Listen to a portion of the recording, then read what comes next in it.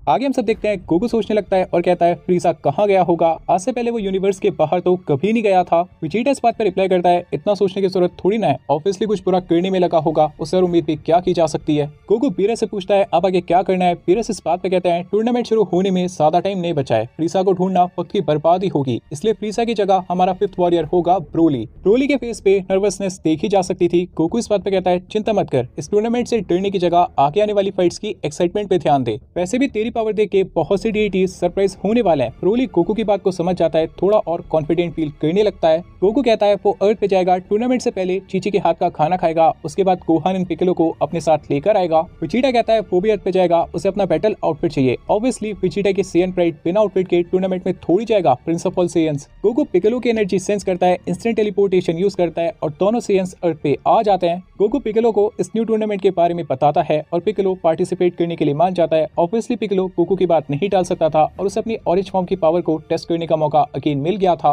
Goku Piccolo से पूछता है गोहान कहाँ पर है। पिकलो बताता है गोहान अपने घर पे होगा, अपना न्यू प्रोजेक्ट प्रिपेयर करने में लगा होगा। गोकू विजिटा को कैप्सूल कॉर्पोरेशन पे ड्रॉप करता है, उसके बाद गोहान के घर पे जाता है, गोहान को इस न्यू टूर्नामेंट के बारे में बताता है, पर एज ऑलवेज गोहान पार्टिसिपेट करने से मना कर देता है और सजेस्ट करता है उसकी जगह एंडोर 17 को टीम में लिया जाए। आफ्टर ऑल बस 5 ही फाइटर्स चाहिए थे इस बार, पर गोकू बताता है लॉर्ड बीरस ने ऑर्डर दिया है, वो गोहान को टीम में चाहते हैं। गोहान की पीस पावर ने बीरस को बहुत इंप्रेस किया था। थोड़ी देर सोचने के बाद गोहान भी पार्टिसिपेट करने के लिए मान जाता है। यूनिवर्स 7 की टीम तैयार थी, Goku, Vegeta, Gohan, Piccolo and Broly. अभी कहानी आती है यूनिवर्स 6 पे। हिट अपना काम कर रहा था, अचानक से उसे फाटोस की आवाज आती है। फाटोस हिट को इस न्यू टूर्नामेंट के बारे में बताती है, पर हिट भी एंटर करने से मना कर देता है। हिट बताता है उसे बहुत से काम पूरे करने हैं, अब से 1 साल बाद जाके वो फ्री होगा, अगर फाटोस को तब हिट से कम हो तो उसे कॉन्टेक्ट कर ले। पर वार्डोस हिट से कहती है पहले के मुकाबले चांपा उसे 10 टाइम्स ज्यादा पे करेंगे, तो हिट मान जाता है, अपने सभी कामों को एक दिन के लिए डिले कर देता है। कहानी आती है प्लेनेट सटाला पे। काबा एंड कलिफला का एक फ्रेंडली बैटल चल रहा था। दोनों सेयंस को यूनिवर्स 7 के सेयंस को दिखाना था वो किसी से कम नहीं है। टूर्नामेंट ऑफ पावर के बाद से काबा एंड कलिफला ने बहुत ज्यादा ट्रेनिंग किया था और अपनी इस ट्रेनिंग के दौरान काफी न्यू पावर्स भी अनलॉक की थी।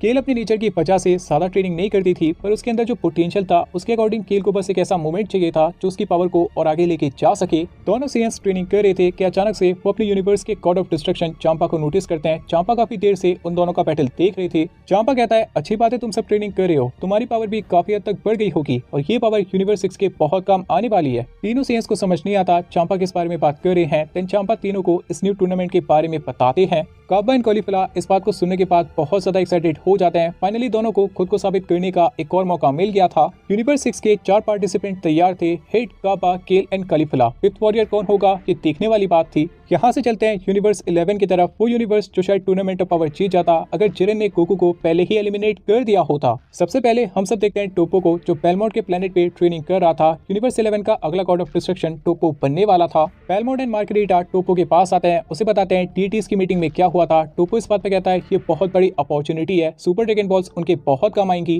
पेलमोड इस बात पे कहते हैं बिल्कुल, ये स्पेशल आर्टिफैक्ट्स मुसीबत पड़ने पे उनके बहुत काम आएंगी। पेलमोड टोपो से कहते हैं यूनिवर्स 11 के पार्टिसिपेंट्स को टोपो को ही सेलेक्ट करना होगा। टोपो इस बात पे कहता है एक प्रॉब्लम है, जिरेन शायद नहीं मानेगा, उसको पेलमोड को अपने आप ही मनाना होगा। पेलमोड इस बात पे कहते हैं ठीक है, जिरेन को कैसे मनाना है वो अच्छी तरह जानते हैं, बाकी पार्टिसिपेंट्स को रेडी कर। कहानी आती है जिरेन पे, जो मेडिटेशन कर रहा था वो अपनी आंखें खोलता है बिकॉज उसे पेलमोड की प्रेजेंस फील हो जाती है। पेलमोड जिरेन से कहते हैं क्या बात है जिरेन, हर बार तेरी पावर मुझे सरप्राइज कर देती है। जिरेन बताता है वो अपनी वीकनेस पे काम कर रहा था जो टूर्नामेंट ऑफ पावर में उसके सामने आई थी। पेलमोड इस बात पे कहते हैं फिर तो तुझे चेक करना पड़ेगा, तेरी ट्रेनिंग के रिजल्ट आ भी रहे हैं फिर नहीं, क्या ख्याल है एक और टूर्नामेंट में पार्टिसिपेट करेगा। पेलमोड की बातों ने जिरेन को सोच में डाल दिया था बिकॉज पेलमोड अच्छे से जानते थे जिरेन को इस टूर्नामेंट के लिए कैसे मनाना है। पेलमोड आगे कहते हैं अगर मैं तेरी जगह होता तो इतना नहीं सोचता, क्योंकि इस टूर्नामेंट में वो बंदा आने वाला है जिसने तुझे हराया था। इस बार तेरे पास मौका होगा उसे अपनी हार का बदला लेने का। इस बात को सुनने के बाद जिरेन मना कैसे कर देता, उसे गोकू को दिखाना था वो मल्टीवर्स में सबसे ऊपर है। जिरेन भी मान जाता है। यूनिवर्स 11 की तरफ से 3 पार्टिसिपेंट्स रेडी थे, टोपो, डिस्पो एंड जिरेन। इनके अलावा बाकी प्राइड ट्रूपर्स बहुत ज्यादा वीक थे, इसलिए फैसला करना मुश्किल था बाकी के 2 वॉरियर्स कौन होंगे।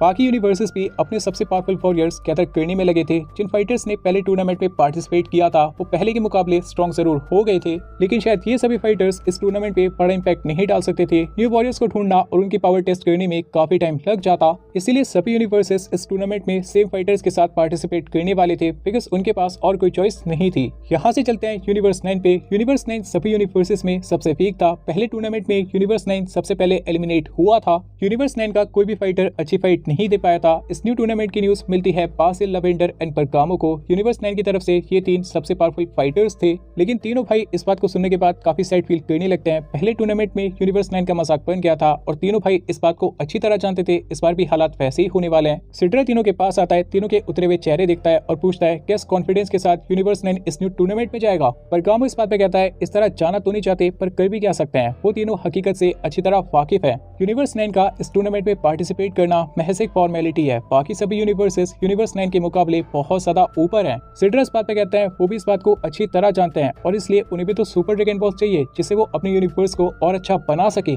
परगामो इस बात पे कहता है पर सुपर ड्रैगन बॉल्स पाने के लिए उन्हें इस टूर्नामेंट को जीतना होगा जो ऑलमोस्ट इम्पॉसिबल है। सिड्रा इस बात पे बताते हैं मीटिंग के टाइम पे उन्हें भी यही ख्याल आया था, लेकिन जब वो वापस आए और उन्होंने अपने प्लेनेट पे उन दोनों वॉरियर्स को देखा तब उन्हें यकीन हो गया वो भी इस टूर्नामेंट को जीत सकते हैं। परगामो सोचने लगता है सिड्रा किन की बात कर रहे हैं। सिड्रा उन दोनों को अपने पास बुलाते हैं, तीनों भाई इन दोनों वॉरियर्स को देखते हैं, इनकी पावर को फील करते हैं और तीनों भाइयों को यकीन हो जाता है अगर ये तीनों इस टूर्नामेंट में यूनिवर्स 9 की तरफ से पार्टिसिपेट करेंगे तो यूनिवर्स 9 भी इस टूर्नामेंट को जीत सकता है।